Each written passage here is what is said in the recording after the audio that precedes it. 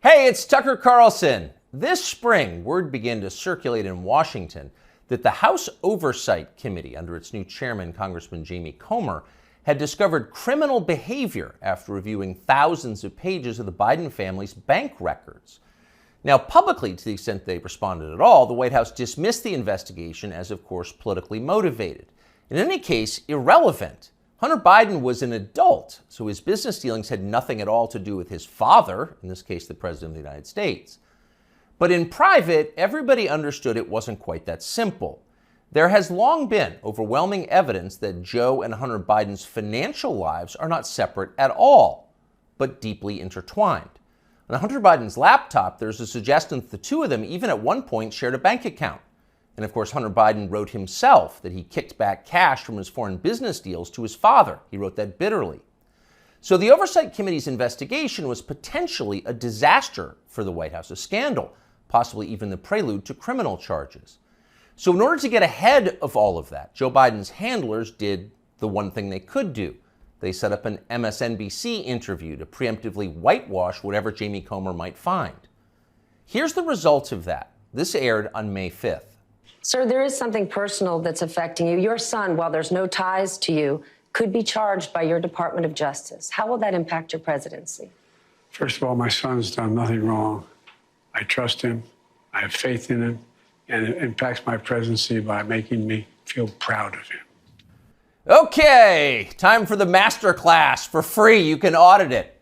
Here it goes. Sir, showing appropriate respect, says the shill, there is something personal that's affecting you. Note the wording. Personal, not of public concern, nothing law enforcement might be interested in, but personal, a sad family tragedy. That's the framing. And then this, a sentence choreographed to the letter. Your son, while there's no ties to you, could be charged by your Department of Justice. Got that? Well, there's no tie to you. So the answer is, in fact, in the question. Whatever Hunter Biden goes down for, and we know he is going to be charged because MSNBC said so, but when that happens, that's Hunter's problem. It's got nothing to do with Joe Biden. Rest easy, America. 5 days later, the Oversight Committee released its findings, and they were, in fact, devastating. Quote, bank records show the Biden family, their business associates, and their companies, their many companies, received over $10 million from foreign nationals and their related companies, the committee wrote. Investigators had, quote, identified payments to Biden family members from foreign companies while Joe Biden served as vice president and after he left public office. So actually there was something there. It was a scandal. Racketeering, money laundering, wire fraud, those are some of the crimes the Bidens seem to have committed, in addition, of course, to selling out the United States for cash. So what would happen to them? Well, Donald Trump had an idea, quote, they'll hit Hunter with something small to make their strike on me look fair. Trump wrote that about 2 weeks ago, and it turned out those were prescient words. This morning, Hunter Biden pleaded guilty to pretty much nothing. Biden pled to 2 misdemeanor tax evasion charges, then entered a diversion on a federal gun charge. That's it. As far as Merrick Garland's Justice Department is concerned, Hunter Biden is done. There was no pre-dawn raid carried live simultaneously on CNN. There was no perp walk, no handcuffs, no press conference. Above all, there was no felony. Hunter Biden, who broke federal gun laws, can still carry a gun. It's like it all never happened. In fact, the Justice Department just baptized Hunter Biden, a lifetime of sins washed away in an instant. It was a secular miracle. Most miraculous of all, Hunter Biden somehow escaped a FARA charge. FARA is the Foreign Agent Registration Act, and it is exactly what its name suggests. Under federal law, if you are acting as an agent of a foreign nation in Washington, you are required to register with our government to let everybody know. Well, for decades, pretty much nobody in Washington did register under FARA, and precisely no one was ever prosecuted for it. No one. But starting several years ago, the Justice Department began sending people to prison on FARA violations. The official explanation was, we're cracking down on foreign influence in Washington. And of course, privately, everyone in Washington laughed. They knew that was absurd. In fact, it's the opposite of the truth. Foreign powers have never had more power in Washington. Their agents are everywhere, in every federal agency and throughout business. down to and including in executive positions at various social media companies. The Biden administration knows all of this, and it's not a problem. In fact, it's their policy. From the administration's perspective, the concerns and the demands of, say, the Chinese government, or particularly the Ukrainian government, are far more important than the needs of American voters. We're cracking down on foreign influence. Please. The point, the only point of enforcing FARA, after decades of ignoring it, is to harass and imprison high-profile political opponents. Trump donor Elliot Brody pled to a FARA violation a few years ago. So did Trump campaign manager, famously Paul Manafort. He went to prison. Last year, the DOJ went after Trump confidant Steve Wynn under FARA. But in the end, the Biden administration overreached so comically that the whole thing was thrown out by a judge. But they tried. So as long as they're trying, if it was a fair system, Hunter Biden would be first on the list of those next to be charged with a FARA violation. In fact, many of them. Hunter Biden was a foreign agent. He never registered as one. But for years, that's exactly what he was. He sold access to his father and other lawmakers to the Chinese and the Ukrainians and countries throughout the world. There's no debate about that. The FBI has known about it for years. For years, they've had possession of Hunter Biden's laptop. But they didn't charge him for it today. They never will. Why? Well, you know the answer. Hunter Biden has good genes. A more interesting question, though, which is another question the feds will never consider, is what does Hunter Biden do for a living now? This is a man with no obvious job and, of course, zero skills. He spent midlife smoking crack. Yet somehow he's managed to live pretty well despite rising inflation. He's been living in big houses in the costliest residential neighborhoods in the world. He's been paying his stripper baby mama $20,000 a month in child support. And he has retained a team of the most expensive lawyers in the country who spend quite a bit of time sending threatening letters to anyone who asks questions about how they're being paid. We can confirm that firsthand. So again, what does Hunter Biden do for work? That's a fair question, and tonight we have the answer. For years, Hunter Biden was an influence peddler. Now, Hunter Biden is a self-actualizer. He self-actualizes for a living. He gets in touch with himself, his feelings, and he follows his muse. Here he is explaining his new vocation in a 2019 ABC News interview. This is new. It's your studio. Yeah. But now he's opening the doors to a place never captured by a paparazzi's lens. His refuge, an art studio where he finds solace in painting. What's the goal eventually? No goal. That's the perfect part about it. It's just, it literally keeps me sane. His refuge, far from the paparazzi's lens. In other words, we're not the paparazzi, we're ABC News. What's the goal of this? Your refuge. There's no goal, he says, grinning with those fake teeth. It just keeps me sane. But actually, there was a goal. And if you didn't know what a virtuous person Hunter Biden was, you might think it looked a lot like money laundering. 2 years after that interview, Hunter Biden was selling prints of his art. And to be clear, just the prints, not the, quote, art itself, but effectively photocopies of it for $75,000 a pop. Apparently, Hunter Biden moved 5 of these repros in just days. That's $375,000 in less than a week for signing copies of your fake art. As for the paintings themselves, childish self-indulgent blots, those sold for $500,000 apiece. So the question is, who bought them and why? It'd be interesting to know. There's a story there for sure, but of course we have no right to know. There's no public policy implication. It's not like Hunter Biden's finances have anything to do with his father's finances. Meanwhile, once his father did become president, corporate publisher Simon & Schuster lined up as well to pay Hunter Biden's bills. According to news reports, Simon & Schuster gave Hunter Biden millions of dollars for his highly selective account of his wholly unaccomplished life. And then the publisher lined up brainless celebrity endorsers like Dave Eggers and Stephen King to promote it. King, who apparently will say anything if it helps the party, called Hunter Biden's silly manuscript a, quote, harrowing and compulsively readable memoir. And then Stephen King described Hunter Biden himself as beautiful. Needless to say, the book sold miserably, but Hunter Biden got to keep the millions, and that was the point. And so on. This kind of thing apparently happened a lot. Again, there seems to be a story here, and we think it's probably worth learning a lot more about it and bringing it to you. In the coming weeks, we will. In the meantime, though, the question is, what can we learn from Hunter Biden's plea deal today? First off, the obvious. For the children of the people in charge, there are no penalties. There are only upsides. They're princelings. They can do what they want. You are not. Therefore, you can't.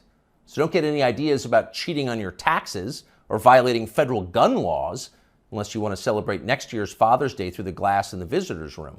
The rules definitely apply to you, including rules you don't yet know exist. But there is also a deeper lesson here, a more disturbing one. What we're watching through Hunter Biden's life and through the Biden administration, now entering its third year, is the total inversion of virtue. What was once considered admirable is now derided as stupid, if not racist. That would include achievement, intelligence, honesty, self-control, humility. Those are features of the old America. Those were yesterday's virtues. They are gone. In their place, all that we once considered contemptible and repulsive, we're told to worship that now. Here's a small example, but we think a revealing one. In addition to his many other sins, Joe Biden has hired what has to be the single dumbest, nastiest, most dishonest, most ridiculous person he could possibly find for the very public position of White House press secretary. There's a point to it, of course. It was a humiliation exercise. It was designed to degrade the country and dispirit the rest of us. That's the White House press secretary? Shut up! But here's the thing. The White House press secretary herself has no idea why she's in the job. She thinks she's amazing. Here she is in a clip we just saw. A year in this role, there's been a couple of things that has made me incredibly proud. Many things have made me incredibly proud to be at that podium during this historic moment. Again, this is a historic administration. I'm a historic figure, and I certainly walk in history every day. I'm a historic figure? Imagine saying that.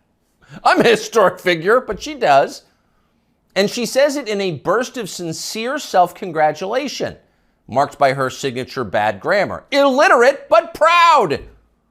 Of course she's proud. Karine Jean-Pierre is now a historic figure, just like Hunter Biden is now an important artist. It makes you feel stupid for going to work. Hey, it's Tucker Carlson. This morning it looks like somebody blew up the Kakhovka Dam in southern Ukraine. The rushing wall of water wiped out entire villages, destroyed a critical hydropower plant, and as of tonight puts the largest nuclear reactor in Europe in danger of melting down. So if this was intentional, it was not a military tactic, it was an act of terrorism. The question is, who did it? Well, let's see. The Kakhovka Dam was effectively Russian. It was built by the Russian government. It currently sits in Russian-controlled territory. The dam's reservoir supplies water to Crimea, which has been, for the last 240 years, home of the Russian Black Sea Fleet. Blowing up the dam may be bad for Ukraine, but it hurts Russia more. And for precisely that reason, the Ukrainian government has considered destroying it. In December, the Washington Post quoted a Ukrainian general saying his men had fired American-made rockets at the dam's floodgate as a test strike. So really, once the facts start coming in, it becomes much less of a mystery what might have happened to the dam. Any fair person would conclude that the Ukrainians probably blew it up, just as you would assume they blew up Nord Stream, the Russian natural gas pipeline, last fall. And in fact, the Ukrainians did do that, as we now know. It's not like Vladimir Putin is anxious to wage war on himself. Oh, but that's where you're wrong, Mr. and Mrs. Cable News consumer. Vladimir Putin is exactly that sort of man, the sort of man who'd shoot himself to death in order to annoy you. We know this from the American media, which wasted no time this morning in accusing the Russians of sabotaging their own infrastructure.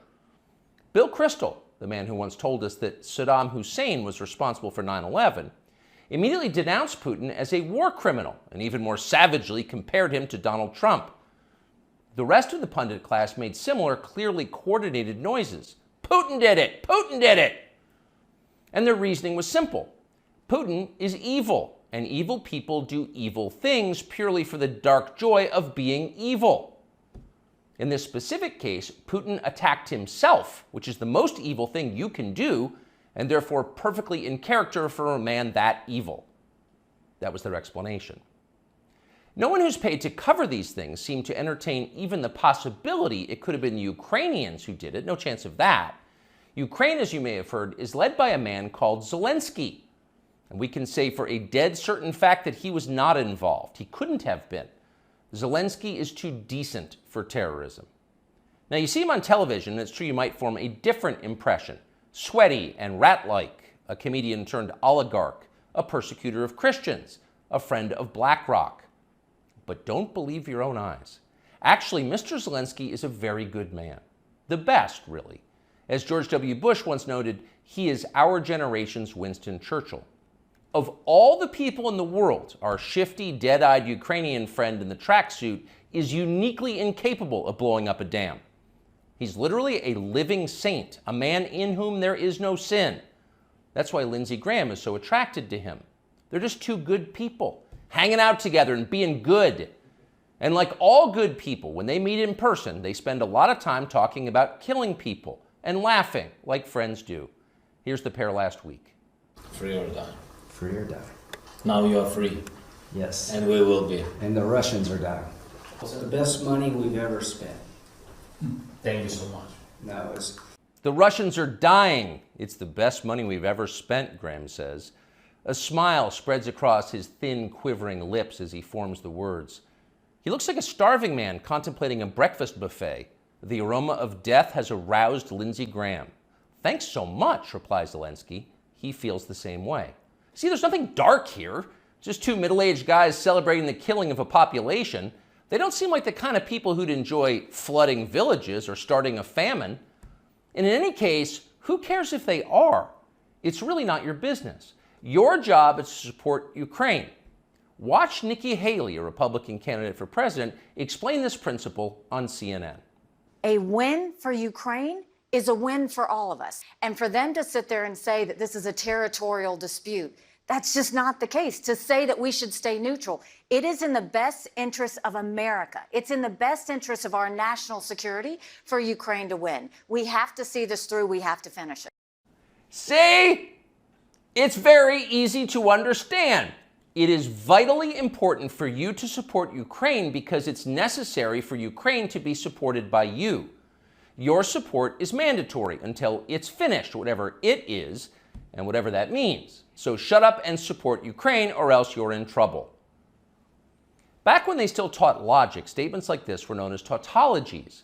Something is true because it is. The more you repeat it, the truer it becomes. It's a self-reinforcing reality. There was a time when tautologies were considered illegitimate arguments, not to mention hilariously stupid. Only dumb people talk like that. Now everybody in power talks like that. Diversity is our strength. Trans women are women. Zelensky is Churchill. It's all self-evidently true. Doesn't need an explanation, and don't ask questions. Sound familiar? Of course it does. That's the pap they're serving us day after day in steaming, lumpy portions. By this point, it's possible that American citizens are the least informed people in the world. Your average yak herder in Tajikistan knows who blew up the Nord Stream pipeline. It's obvious. Does he think some skinny dude in a dress is actually a girl? Come on. That idea would never occur to him. You've got to be lied to at full volume over a period of years in order to reach conclusions like that. And of course, we have been. The media lie. They do. But mostly they just ignore the stories that matter. What's happened to the hundreds of billions of US dollars we've sent to Ukraine? No clue. Who organized those BLM riots 3 years ago? No one's gotten to the bottom of that. What exactly happened on 9/11? Well, it's still classified. How did Jeffrey Epstein make all that money? How did he die? How about JFK? And so endlessly on. Not only are the media not interested in any of this, they are actively hostile to anybody who is. In journalism, curiosity is the gravest crime. Yesterday, for example, a former Air Force officer who worked for years in military intelligence came forward as a whistleblower to reveal that the U.S. government has physical evidence of crashed non-human-made aircraft, as well as the bodies of the pilots who flew those aircraft. The Pentagon has spent decades studying these otherworldly remains in order to build more technologically advanced weapons systems. Okay, That's what the former intel officer revealed, and it was clear he was telling the truth. In other words, UFOs are actually real, and apparently so is extraterrestrial life. Now we know. In a normal country, this news would qualify as a bombshell, the story of the millennium. But in our country, it doesn't. The whistleblower's account ran on a technology website called The Debrief, which you've probably never heard of. The Washington Post had that story, but decided not to run it. The New York Times, meanwhile, just pretended it never happened. On the front page of the New York Times website this morning, there were 5 stories about Ukraine, as well as 4 stories apiece about Donald Trump, trans people, and climate change, the usual lineup. There was nothing at all about how an alien species is flying hypersonic aircraft over our cities. Not one word. So if you're wondering why our country seems so dysfunctional, this is a big part of the reason. Nobody knows what's happening.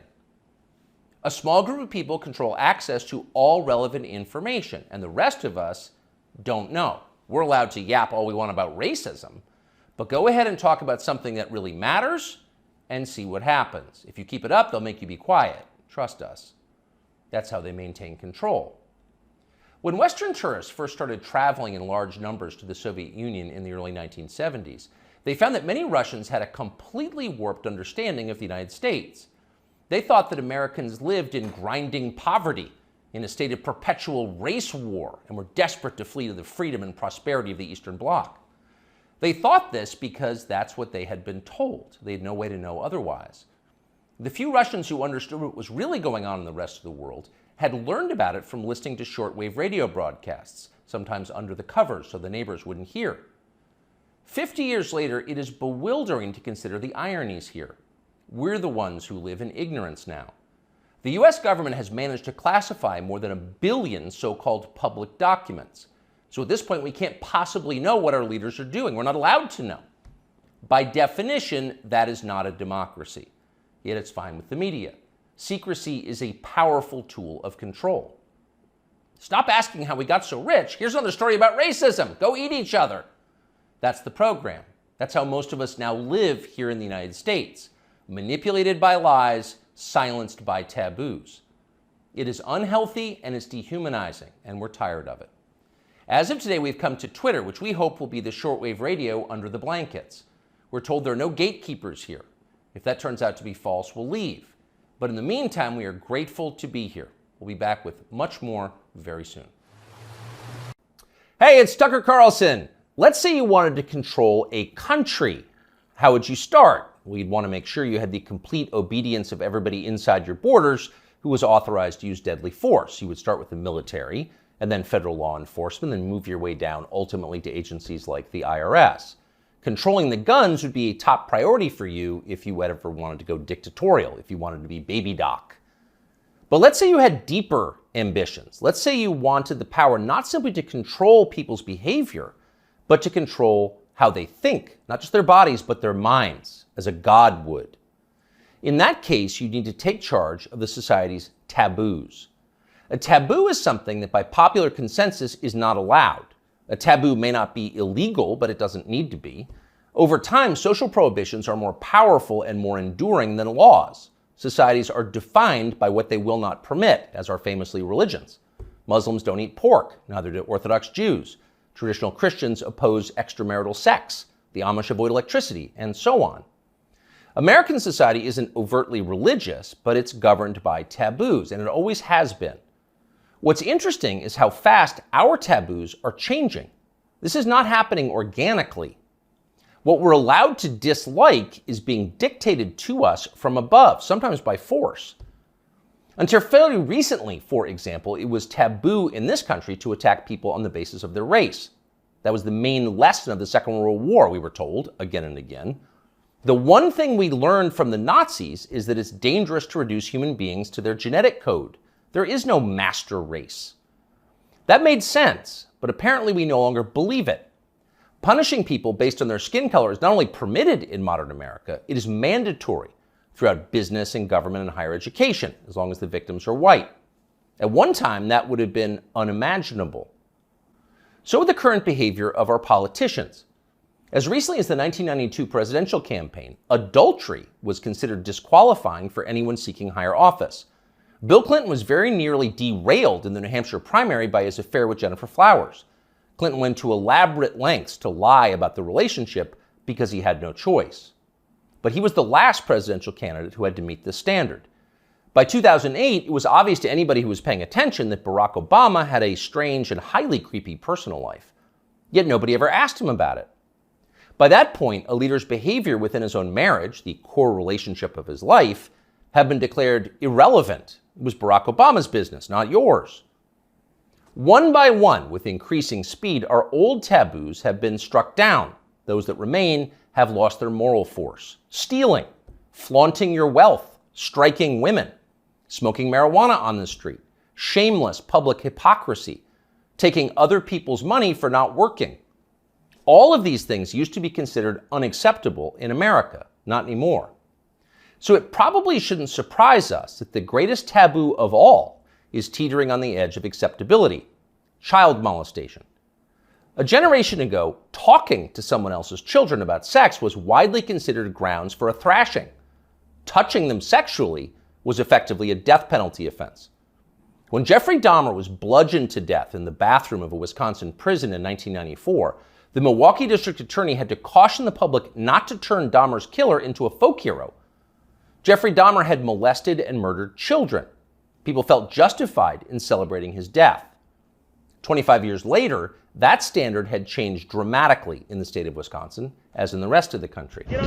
In the summer of 2020, during the BLM riots in Kenosha, 17-year-old Kyle Rittenhouse defended his life from a convicted child molester called Joseph Rosenbaum. Rosenbaum was trying to kill Rittenhouse, so Rittenhouse shot him in self-defense.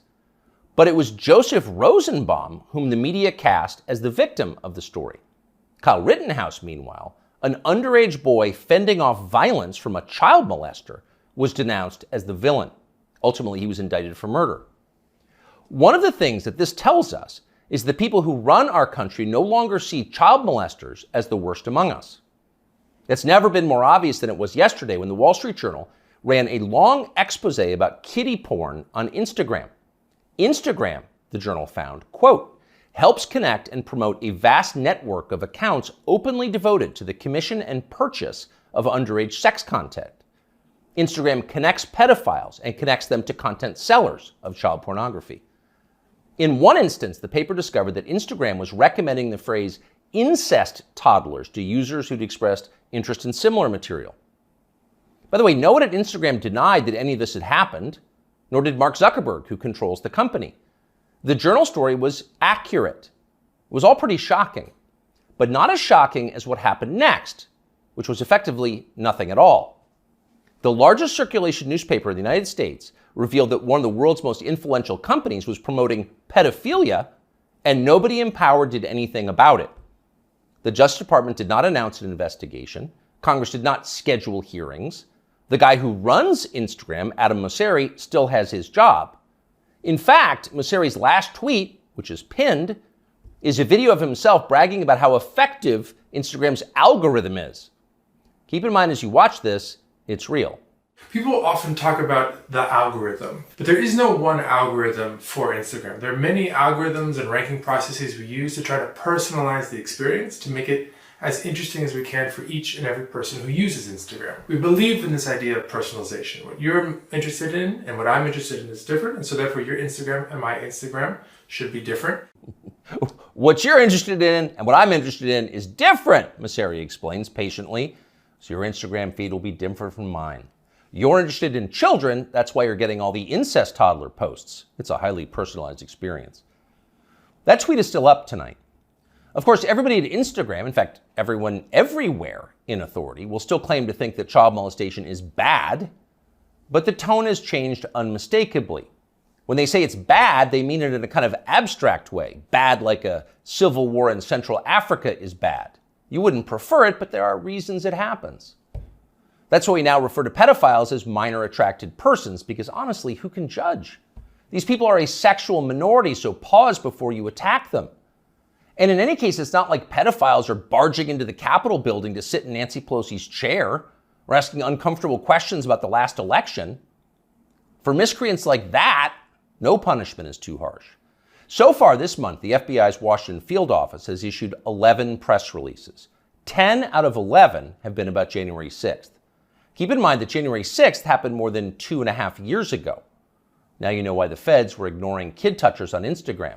They're too busy to respond. They've got much more important things to do, like finding white supremacists. White supremacists are America's new child molesters. We've got zero tolerance for white supremacists because no one threatens the life of this country more than they do. Here's Joe Biden once again making that very clear last month. To stand up against the poison of white supremacy, as I did my inaugural address, to single out as the most dangerous terrorist threat to our homeland is white supremacy.